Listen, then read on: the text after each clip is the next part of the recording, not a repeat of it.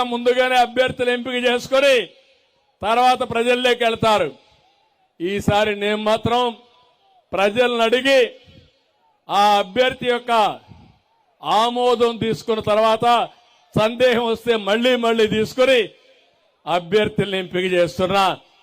ఇది మీ ఆమోదం ఉందని నేను అనుకుంటున్నా. ఎస్, మేము చెప్పాం, మా ఆమోదం ఉందంటే గట్టిగా చప్పట్లు కూడా చెప్పండి. ఇది 1,30,00,000 ఫోన్లు ఇప్పటికి చేశాను, ఇంకా ఎక్కువ చేశాను. నాకు వచ్చిన రెస్పాన్సే 1,30,00,000 మంది నుంచి సమాధానం వచ్చింది.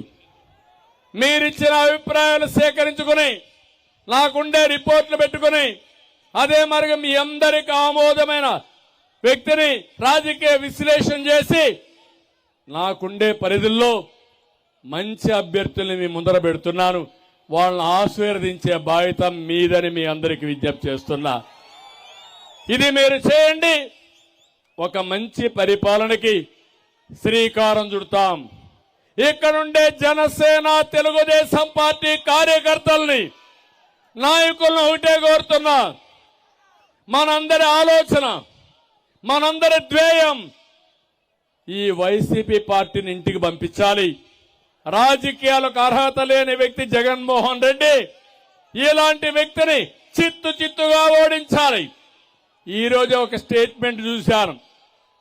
మీ అధర్మాన ఇక్కడే ఉన్నాడు ఒక మంత్రి, రెవెన్యూ మంత్రి అంట. ఆయన ఫ్రస్ట్రేషన్ లో మాట్లాడాడు. ఏమన్నా అంటే ఎవడో సుబ్బారెడ్డి అంట, కడప నుంచి వచ్చాడంట, ఇక్కడ భూములు కొట్టేస్తాడంట, వాడు వస్తే భూములు కొట్టేస్తే నేను చూడాలనా అని చెప్పి బాధపడుతున్నా.